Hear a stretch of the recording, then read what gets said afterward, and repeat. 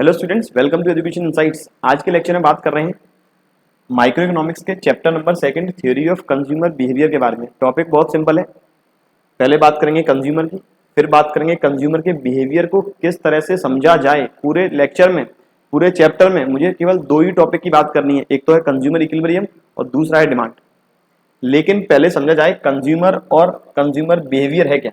तो consumer means एक ऐसा व्यक्ति जो खुद के सेटिस्फेक्शन के लिए जितने भी गुड्स एंड सर्विसेज कंज्यूम कर रहा है वो कंज्यूमर है, जिसका मोटिव फर्दर रीसेल करना नहीं है, गुड्स एंड सर्विसेज कंज्यूम करेगा खुद की संतुष्टि के लिए। और बिहेवियर का मतलब मार्केट में जैसे जैसे गुड्स और सर्विसेज की प्राइस चेंज होती है तो कस्टमर कैसे रिएक्ट करेगा उसके अगेंस्ट। फॉर एग्जाम्पल, आज मार्केट में जैसे प्रोडक्ट की प्राइस कम होना स्टार्ट होती है, ज्यादा से ज्यादा कस्टमर उस प्रोडक्ट को परचेज करना स्टार्ट कर देते हैं। जैसे ही प्राइस इंक्रीज होगी, कस्टमर या तो उसका सब्स्टिट्यूट उस जैसा कोई दूसरा गुड खरीदना स्टार्ट करेगा या फिर कस्टमर वेट करेगा कि हम फ्यूचर में इस तरह के गुड को परचेज करेंगे। तो consumer behaviour means how customer या कंज्यूमर रिएक्ट और respond in the market against the prices of goods and services. क्यों रिएक्ट कर रहा है? क्योंकि इकोनॉमी कहती है, इकोनॉमिक प्रॉब्लम कहता है कि रिसोर्सेज लिमिटेड है, वांट्स अनलिमिटेड है। आज यदि कस्टमर के पास पैसा अनलिमिटेड होता, इनकम ही अनलिमिटेड होती, तो कस्टमर को कभी सोचने की रिक्वायरमेंट नहीं थी। जिन लोगों के पास पैसा बहुत ज्यादा है उन्हें सुपीरियर गुड हो या फिर इन्फीरियर गुड हो या नेसेसरी गुड हो, कोई सा गुड उन्हें परचेज करना है तुरंत परचेज कर लेंगे। लेकिन जिन लोगों की इनकम कम है वो पहले ये डिसाइड करते हैं इनकम को किस गुड पे पहले खर्च किया जाए, फिर यदि इनकम बचती है तो फिर अगले गुड पे खर्च करेंगे। तो कंज्यूमर बिहेवियर के बारे में स्टडी इसीलिए करनी है क्योंकि रिसोर्सेज लिमिटेड है, कस्टमर की इनकम लिमिटेड है, वांट्स अनलिमिटेड है। तो कंज्यूमर बिहेवियर में मुझे कस्टमर की प्रेफरेंस के बारे में पढ़ना है, कस्टमर को क्या पसंद है, और कस्टमर की maximum payment capacity. Maximum payment capacity की बात हम करते हैं डिमांड वाले टॉपिक में और बात करते हैं बजट लाइन के अंदर। कस्टमर की प्रेफरेंस की बात हम करते हैं mainly consumer equilibrium cardinal approach में और कंज्यूमर इक्विलिब्रियम के फर्स्ट जो ऑर्डिनल अप्रोच है उसके फर्स्ट पार्ट में इंडिफरेंस कर्व के अंदर। मैंने बताया स्टार्टिंग में कंज्यूमर बिहेवियर में हमें दो टॉपिक पढ़ने हैं।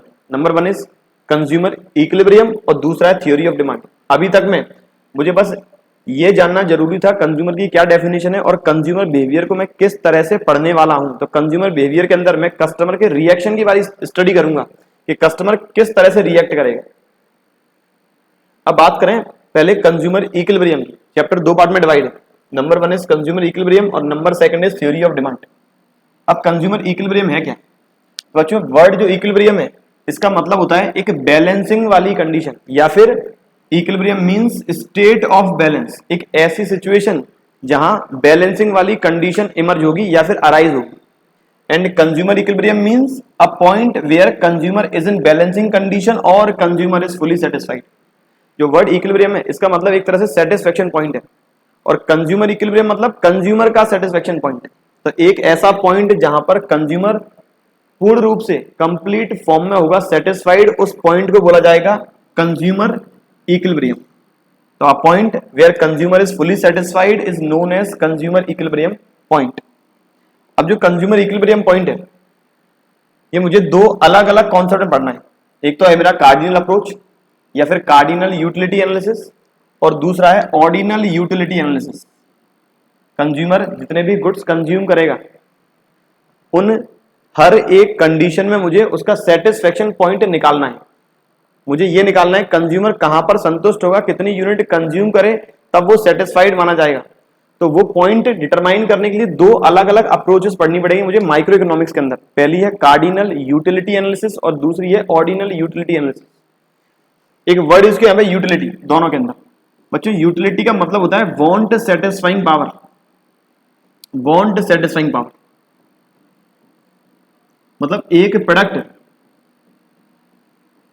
किस इच्छा को पूरी करेगा वो उस प्रोडक्ट की यूटिलिटी मानी जाएगी। जैसे पेन है, पेन की यूटिलिटी है pen helps in writing. Pen हमें लिखने में मदद करेगा, तो पेन की यूटिलिटी है it helps in writing. Utility means want satisfying power.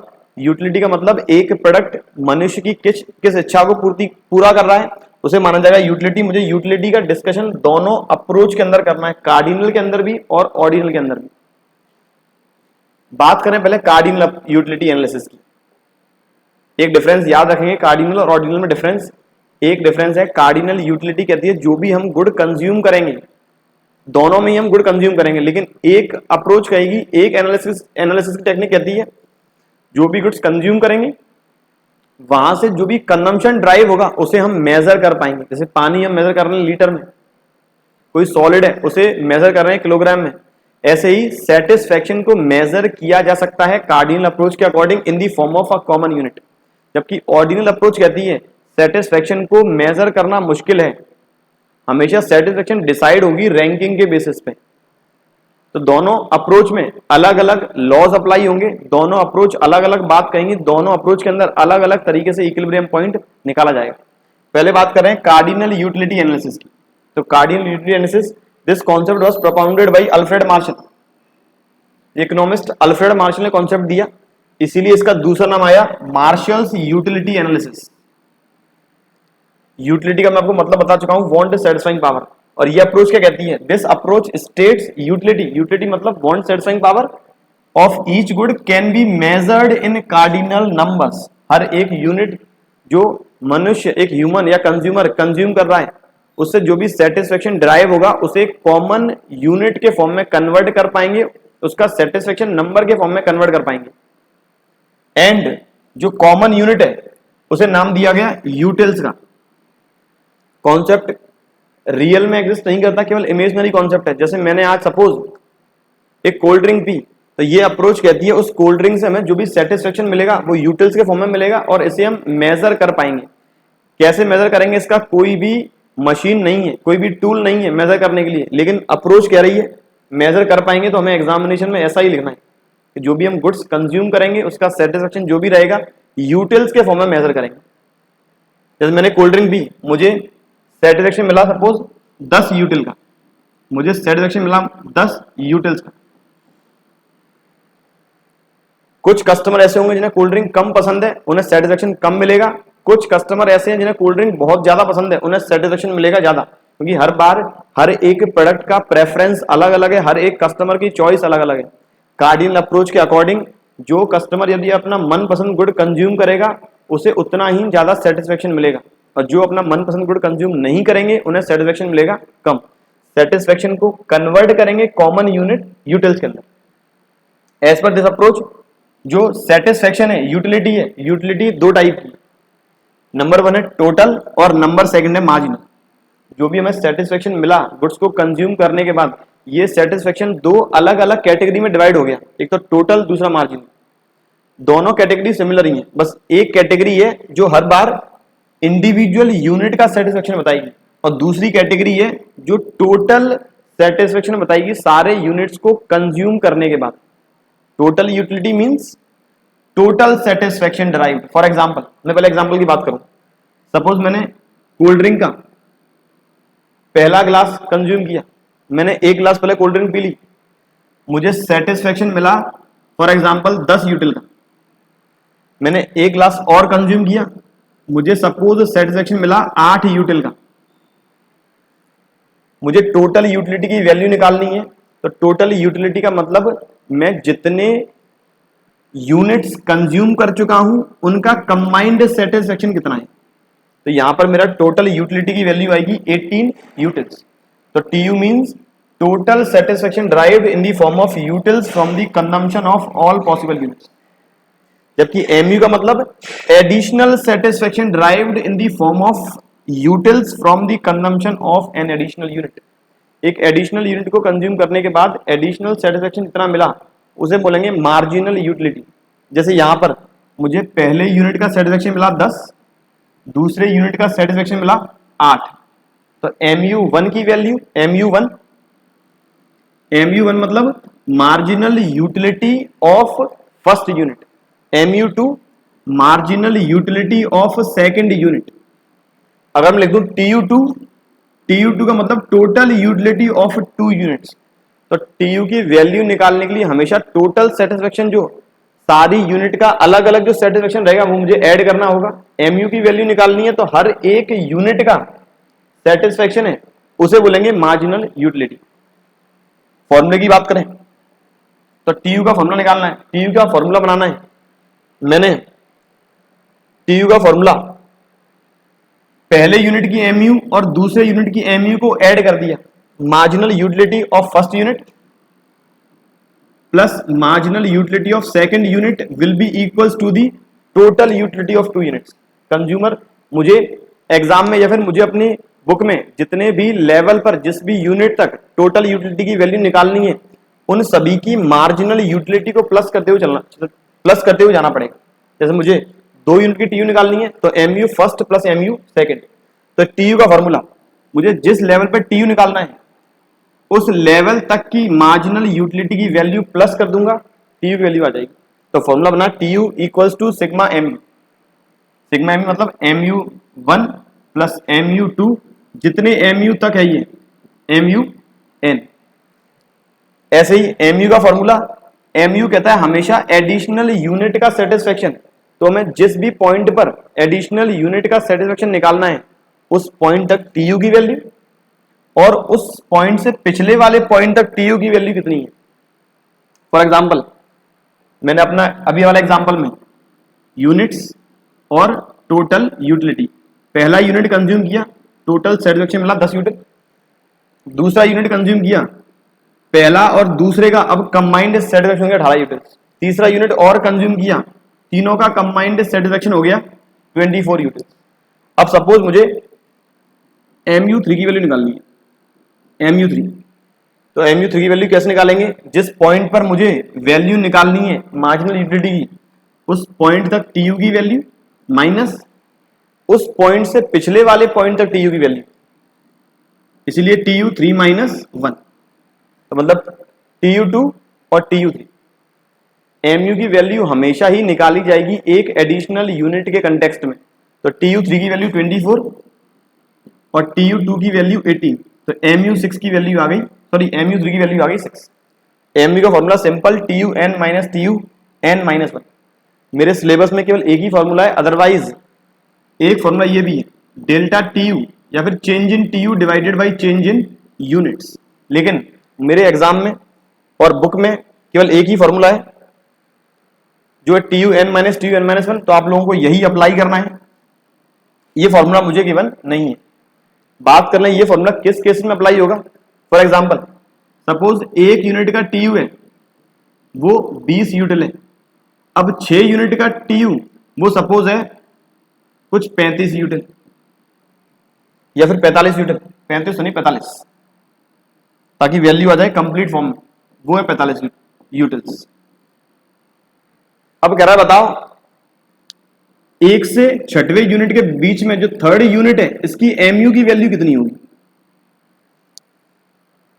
तो हमेशा मार्जिनल यूटिलिटी की वैल्यू एडिशनल यूनिट के कंटेक्स्ट में निकाली जाएगी। तो इन पहले यूनिट का टोटल सेटिस्फेक्शन था 20 यूटिल, 6 यूनिट का कंबाइंड सेटिस्फेक्शन है 45 यूटिल। इसका मतलब यूनिट नंबर 2 3 4 5 6, इन 5 यूनिट का टोटल सेटिस्फेक्शन आया है 25। अब 5 का 25 है तो एक का एवरेज कितना होगा 5। तो इसलिए फॉर्मूला आया change in TU divided by change in quantity, change in TU divided by change in quantity. तो मेरा TU में चेंज हुआ था 25 और क्वांटिटी में चेंज हुआ था 5। बच्चों ये बात थी TU और MU के फॉर्मूले की, कि TU और MU की वैल्यू कैलकुलेट कैसे करेंगे। जैसे मैंने एक एग्जांपल लिया हुआ है, पहले यूनिट पर MU की वैल्यू है 20 यूटिल, पहला यूनिट कंज्यूम करने के बाद सेटिस्फेक्शन मिला 20 यूटिल का, तो टोटल मेरा हो गया 20। दूसरा यूनिट कंज्यूम किया, एडिशनल मिला 16, तो टोटल 20 प्लस 16 ये आ गया सेटिस्फेक्शन 36। फिर तीसरा यूनिट और कंज्यूम किया, 10 का एडिशनल सेटिस्फेक्शन मिला, टोटल हो गया 46।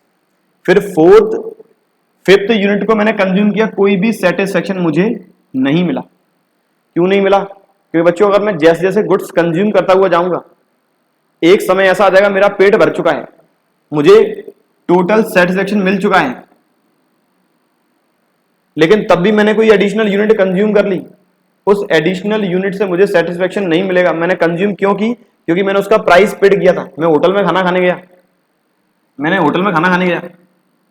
ऑर्डर दिया, मैंने सपोज 4 रोटियां मंगाई, मेरा 3 रोटी में ही पेट भर चुका था, लेकिन मैंने 4th यूनिट भी कंज्यूम कर ली। कंज्यूम क्यों की? क्योंकि मैंने प्राइस पेड किया था उसमें। तो कस्टमर ने 5वें यूनिट से कोई भी सेटिस्फेक्शन रिसीव नहीं हुआ, तो टीयू की वैल्यू वही रही 51। अब 6वां यूनिट में और कंज्यूम कर लूंगा, यदि मेरा पेट पूरा भर चुका है, गले तक पेट भर चुका है मेरा, अब मैं थोड़ा बिल्कुल भी नहीं खा सकता। अगर मैं जबरदस्ती करूं 1 यूनिट और कंज्यूम कर लूं, तब कंडीशन कुछ और होगी, तब हो सकता है वॉमिटिंग वाली कंडीशन हो जाए। तो उस जगह मेरा सेटिस्फेक्शन हो जाएगा नेगेटिव में। तो जैसे ही एमयू की वैल्यू आ गई नेगेटिव, टीयू की वैल्यू गिरना स्टार्ट हो गई। पहले यूनिट पर एमयू 20, फिर 16, फिर 10, फिर 5 प्लस, फिर 0, फिर -4। सर क्या एमयू की वैल्यू हमेशा डिक्रीज रहेगी? क्या 20 के बाद एमयू की वैल्यू कभी भी 25 नहीं होगी? क्या हमेशा डिक्रीज होगी? बच्चों इसके लिए law of diminishing marginal utility, law of diminishing marginal utility, या सीधी भाषा में बात करूं, मैं जैसे जैसे गुड्स को कंज्यूम करता हुआ जाऊंगा मुझे सेटिस्फेक्शन एडिशनल मिलेगा, लेकिन हर बार सेटिस्फेक्शन डिक्रीज होता हुआ जाएगा। मैं आज बाहर से धूप में से आया हूं, प्यास लगी है, पहला गिलास पानी पीऊंगा, सेटिस्फेक्शन मैक्सिमम मिलेगा। अब दूसरे यूनिट को कंज्यूम करने के बाद पहले के बराबर सेटिस्फेक्शन नहीं मिलेगा। इसी को लॉ का नाम दे दिया, इसी को बना दिया law, law of diminishing marginal utility. Law of diminishing, diminishing मतलब गिरना, एमयू का मतलब एडिशनल सेटिस्फेक्शन का, जो कहता है as a customer goes on consuming more and more units of a good, जैसे जैसे एक कस्टमर ज्यादा से ज्यादा यूनिट्स कंज्यूम करना स्टार्ट करेगा, जो एडिशनल सेटिस्फेक्शन है एमयू के फॉर्म में, यूटिल्स के फॉर्म में, वो डिक्रीज होना चालू हो जाएगा। As a consumer goes on consuming more and more units of a good, marginal utility in the form of utils diminishes, कि हर बार एडिशनल यूनिट कंज्यूम करते हुए जाएंगे, एमयू की वैल्यू गिरेगी। तो यहां से मेरी एमयू की वैल्यू हमेशा गिरती हुई जाएगी। सर कोई ऐसे भी गुड है क्या जहां पर सेटिस्फेक्शन पहले यूनिट के बाद जब मैं दूसरा कंज्यूम करूं तो सेटिस्फेक्शन बढ़े? बिल्कुल, लेकिन बच्चों वो आएंगे एक्सेप्शनल केसेस में, जैसे लीकर है, पहला गिलास पिएंगे शराब का तो सेटिस्फेक्शन मिलेगा, दूसरा पिएंगे तो और सेटिस्फेक्शन बढ़ने लगेगा। अब जैसे जैसे मैं पीता हुआ जाऊंगा तो सेटिस्फेक्शन हर बार ज्यादा बढ़ता हुआ जाएगा, इसीलिए वो एक्सेप्शनल केसेस होंगे, वो यहां कवर नहीं होंगे। हमें बात करनी है नॉर्मल गुड के कंटेक्स्ट में। मैं पानी पी रहा हूं, पहले गुड से, पहला यूनिट से सेटिस्फेक्शन मिलेगा हाईएस्ट, फिर उसके बाद सेटिस्फेक्शन डिक्रीज होता हुआ जाएगा। इसे अल्फ्रेड मार्शल जी ने नाम दे दिया law of diminishing marginal utility का, और इस लॉ के अकॉर्डिंग ही हमें अब टीयू और एमयू के बीच के रिलेशन डिस्कस करने हैं। क्या रिलेशन है टीयू और एमयू में? तो टीयू और एमयू का रिलेशन कहता है जब तक एमयू डिक्रीज होता हुआ जाएगा बट रिमेन्स पॉजिटिव, देख लेंगे जब तक एमयू डिक्रीज हो रहा है लेकिन 4th यूनिट तक पॉजिटिव है, जीरो को ना पॉजिटिव मानेंगे ना नेगेटिव मानेंगे, न्यूट्रल वैल्यू मानेंगे। तो जब तक एमयू डिक्रीज हो रहा है मेरे 1 से लेकर 4th यूनिट तक, टीयू की वैल्यू बार बार बढ़ रही है, बिल्कुल बढ़ेगी, क्योंकि टीयू के अंदर हमेशा एडिशनल एमयू की वैल्यू इंक्लूड करेंगे। तो as long as MU decreases but remains positive, TU increases. जैसे ही एक पॉइंट पर एमयू होगा 0, टीयू वहां पे होगा constant and maximum. 4th unit पर एमयू की वैल्यू थी 5 यूटिल और टीयू की वैल्यू थी 51। 5th यूनिट को कंज्यूम करने के बाद सेटिस्फेक्शन मिला 0, लेकिन अब भी जो टीयू की वैल्यू 51, तो दूसरा relation MU becomes 0, TU will be constant and maximum. और आखिरी जैसे ही एमयू हो जाएगा नेगेटिव, टीयू गिरना स्टार्ट कर दे। सर क्या कभी ऐसी कंडीशन आएगी कि एमयू गिरना चालू कर दे और टीयू भी 0 हो जाए, टीयू भी नेगेटिव हो जाए? बच्चों ऐसी कंडीशन कभी नहीं होगी।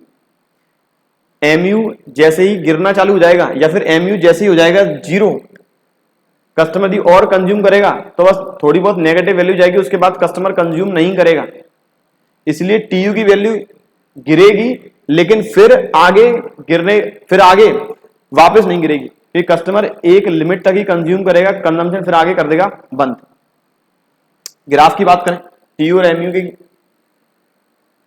तो टीयू और एमयू के साथ एमयू की वैल्यू फर्स्ट पॉइंट पे, एमयू की वैल्यू जो फर्स्ट पॉइंट पे थी वो थी 20, टीयू यहीं से स्टार्ट हुआ।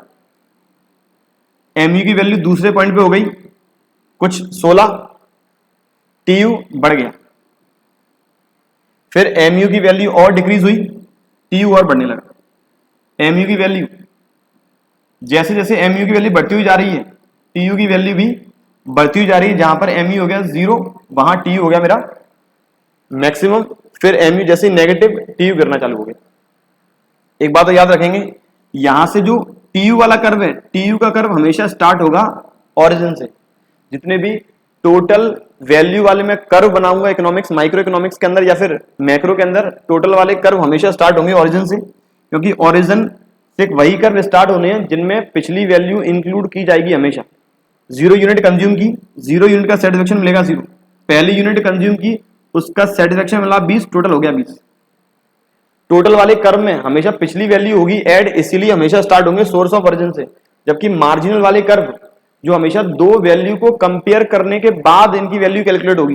जैसे मुझे MU0 की वैल्यू निकालनी है, MU0 की, तो MU0 के लिए क्या फॉर्मूला लगेगा, TU0 माइनस TU0 माइनस 1। अब ये वाली यूनिट पॉसिबल ही नहीं है, तो एक पार्ट पॉसिबल नहीं, इसीलिए MU का कर्व कभी भी ओरिजिन से स्टार्ट नहीं होगा।